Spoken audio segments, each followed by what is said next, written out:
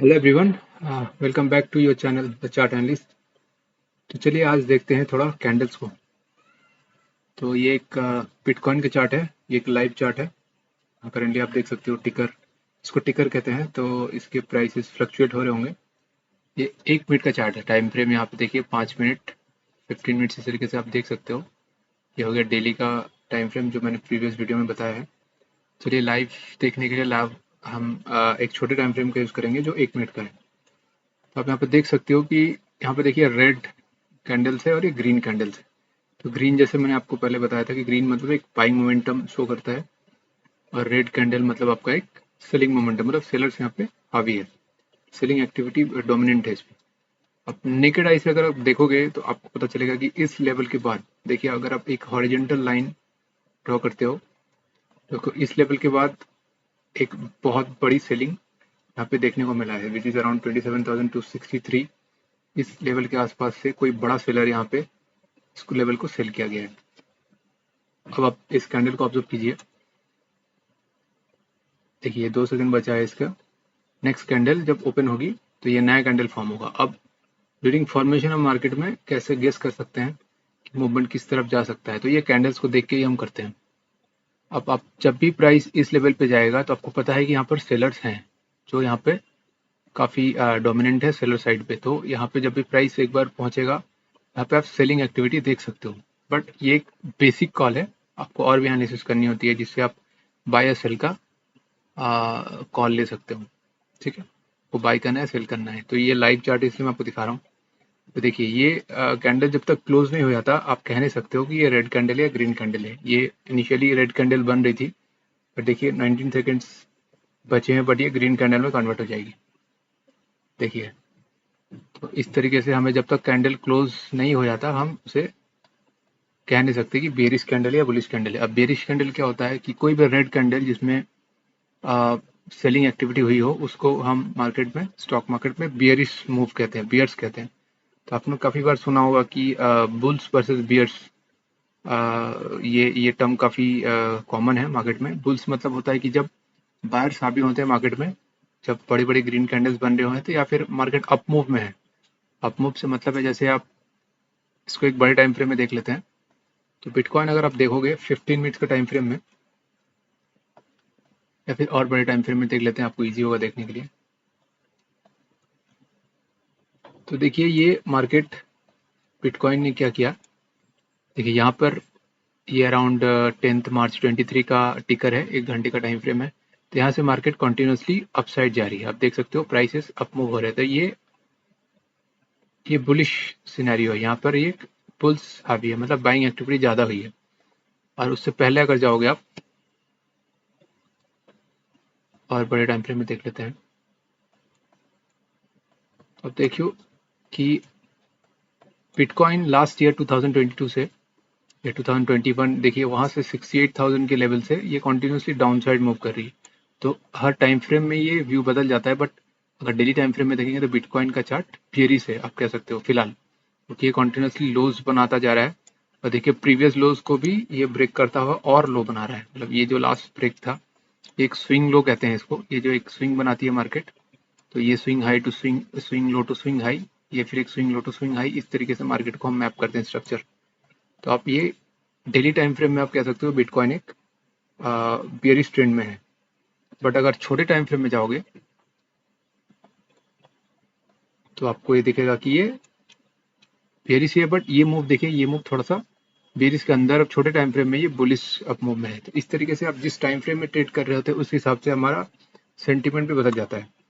ठीक है, तो आपको इस तरीके से ट्रेड लेना होता है। और नॉर्मली क्या होता है कि अगर आपको बड़े टाइम फ्रेम में ट्रेड करना है, मतलब आपको स्विंग ट्रेड करना है, स्विंग या पोजिशनल जिसे कहते हैं, कि आप आज बाई कर रहे हो और आपको होल्ड करना है 1 मंथ के लिए, 2 मंथ के लिए, 6 मंथ के लिए, तो आप बड़े टाइम फ्रेम का यूज़ करोगे, जैसे मैंने प्रीवियस वीडियो में आपको बताया।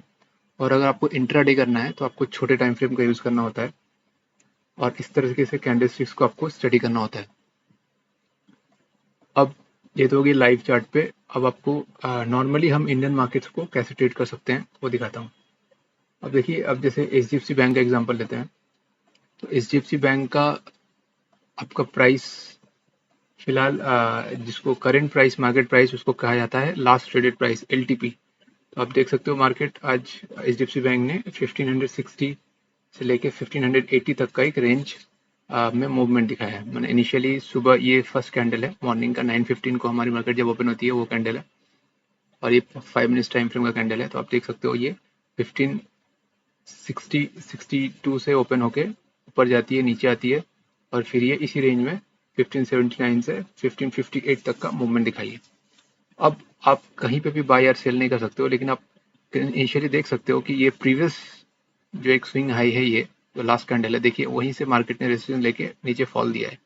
तो यहाँ पे आप थोड़ा कंफर्मेशन लेके यहाँ पे सेल का ट्रेड बनाते, तो आप ये जो डिफरेंस था वो आप पॉकेट कर सकते हो या फिर लॉक कर सकते हो एज प्रॉफिट।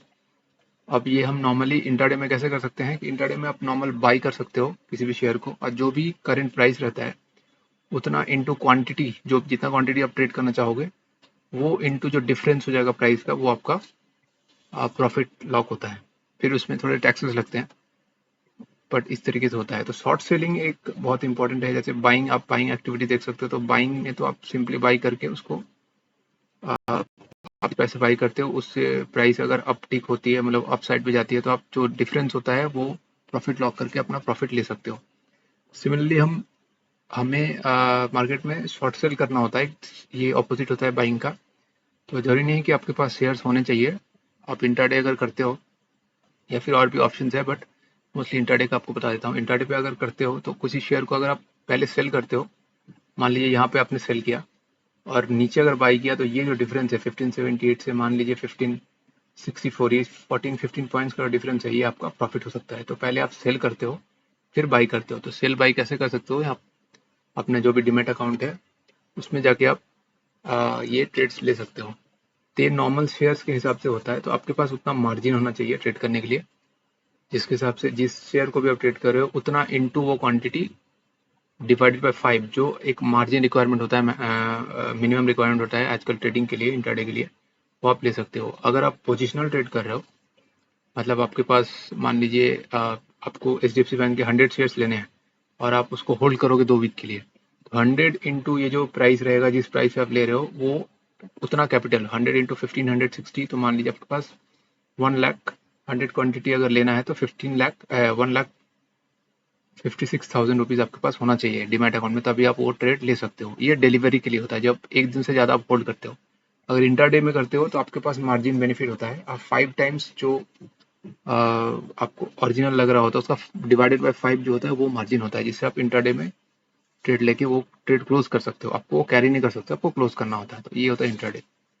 तो ये आप नॉर्मल शेयर्स पे इस तरीके से ट्रेड कर सकते हो नॉर्मल। और जो हम एनालिसिस करते हैं निफ्टी और बैंक निफ्टी की, तो इसको भी आप ट्रेडेबल होता है, आप इसको भी ट्रेड कर सकते हो। निफ्टी और बैंक निफ्टी को ट्रेड करने के लिए आप डायरेक्टली इसको इस प्राइस पे नहीं बाय कर सकते हो। इसके लिए एक सेगमेंट होता है फ्यूचर्स। तो निफ्टी फ्यूचर्स को आप डायरेक्टली ट्रेड कर सकते हो। निफ्टी स्पॉट चार्ट, ये आपका स्पॉट चार्ट होता है, तो आप निफ्टी फ्यूचर्स को डायरेक्टली ट्रेड कर सकते हो। और एक दूसरा ऑप्शन क्या होता है, आपके पास ऑप्शंस के थ्रू ट्रेड करना होता है। तो ऑप्शंस के बारे में, अगर ये काफ़ी वोलेटाइल सेगमेंट होता है, तो इसके लिए आपको बहुत सारे वीडियोस मिल जाएंगे, जिसको अगर आइडिया है वो ऑप्शंस पे ट्रेड करना चाहिए। जिसको बिगिनर है उनको मोस्टली स्टॉक्स पे ही काम करना चाहिए इनिशियली, फिर बाद में आपको कॉन्फिडेंस आ जाए, चार्ट ट्रेडिंग हो जाए, तो फिर आप ऑप्शंस में ट्राई कर सकते हो। लेकिन आपको ये इंडेक्सेस, जो निफ्टी एंड बैंक निफ्टी है, इसको इंडेक्स कहा जाता है। तो इंडेक्सेस को ट्रेड करने के लिए आपको मार्जिन थोड़ा ज़्यादा चाहिए होता है। लेकिन आप ऑप्शंस का अगर यूज़ करोगे तो आपको उतना नहीं चाहिए होता है। ऑप्शंस में कुछ प्रीमियम प्राइसेस होते हैं, जो प्राइस प्रीमियम सेट होता है उसको आप ट्रेड करते हो, और लॉट साइज के हिसाब से ट्रेड होता है। लॉट क्या होता है, निफ्टी में एक लॉट 50 क्वांटिटी का होता है, तो आप मिनिमम 50 क्वांटिटी का ही ट्रेड कर सकते हो निफ्टी को। सिमिलरली अगर आप बैंक निफ्टी को देखोगे, तो बैंक निफ्टी को भी आपको डायरेक्टली ट्रेड नहीं कर सकते। बैंक निफ्टी को, बैंक निफ्टी फ्यूचर्स इंडेक्स जो है आपको दिखाता हूँ। बैंक निफ्टी इंडेक्स फ्यूचर्स आप सर्च करोगे, देखिए ये है। आप इसको डायरेक्टली बाई सेल कर सकते हो। इसके लिए भी लेकिन आपको मार्जिन रिक्वायरमेंट काफ़ी ज़्यादा चाहिए होता है। नॉर्मली आपको बैंक निफ्टी फ्यूचर्स ट्रेड करने के लिए अराउंड 1.5 लाख का मार्जिन चाहिए होता है, और निफ्टी फ्यूचर्स को ट्रेड करने के लिए आप अराउंड 1 लाख का नॉर्मल इन एंड आउट आपको चाहिए होता है, अकाउंट में, आपके डीमेट अकाउंट में होना चाहिए। अगर आप उतना नहीं है और ऑप्शंस पे ट्रेड कर रहे हो, तो आपको काफ़ी कम कैपिटल में आप ट्रेड कर सकते हो। तो इस तरीके से आप ऑप्शंस के थ्रू या फिर फ्यूचर्स के थ्रू बैंक निफ्टी और इंडेक्स निफ्टी को ट्रेड कर सकते हो। जो मैं डेली एनालिसिस पे आपको बताता हूँ निफ्टी और बैंक निफ्टी के एनालिसिस, क्योंकि ये जो दो इंडेक्सेस है वर्ल्ड में सबसे ज़्यादा वॉल्यूम क्रिएटेड इंडेक्स है, मतलब सबसे ज़्यादा ज़्यादा ट्रेडेड अगर कोई वॉल्यूम जो जनरेट करता है पूरे वर्ल्ड में तो वो निफ्टी और बैंक निफ्टी है। अब फॉरेक्स की बात नहीं कर रहा हूँ। फॉरेक्स मतलब होता है जहाँ पर आपका करेंसी ट्रेड होते हैं, जैसे जीबीपी ब्रिटेन का dollar, GBP USD US dollar trade होता है, ग्रेट ब्रिटेन पाउंड ट्रेड होता है, या फिर आईएनआर होता है। फॉरेक्स वैसे इंडिया में लीगल नहीं है, बट आप मोस्टली इंडियन मार्केट्स में ट्रेड कर सकते हो। तो इस तरीके से आप निफ्टी और बैंक निफ्टी का जो भी है ट्रेड करने के लिए आपको या तो इंडेक्स फ्यूचर्स में काम करना पड़ेगा या फिर ऑप्शन में काम करना पड़ेगा। तो इनिशियली आप इतना डिटेल में ना जाके आप सिंपल जो भी आपको स्टॉक्स फेवरेट स्टॉक्स होता है, जो भी जिसको आपको करना आता है, तो उस पर सिंपली ट्रेड कर सकते हो। तो जो भी मिनिमम जो टिकर प्राइस रहता है, जो करंट एलटीपी रहता है, जैसे आईसीआईसीआई बैंक 845, तो इसके हिसाब से ही आप ट्रेड लेके उसको इंट्राडे या पोजिशनल खेल सकते हो। तो जिससे आपको धीरे धीरे आइडिया हो जाएगा, फिर आप इंडेक्सेस पे या फिर दूसरे सेगमेंट्स पे ट्रेड कर सकते हो। तो आज के लिए बेसिक पे यही इतना ही रखते हैं। मिलते हैं एक और एनालिसिस वीडियो पे, और आगे भी हम डिग इन करेंगे और कॉन्सेप्ट्स को कि हम चार्ट रेटिंग में और एक्सपर्टाइज कैसे हों और अच्छे से कैसे चार्ट रेटिंग कर सके, और सपोर्ट एंड रेसिस्टेंसेस क्या है और उसमें कैसे हम ट्रेड कर सकें। तो आज के लिए इतना ही रखते हैं। Thank you.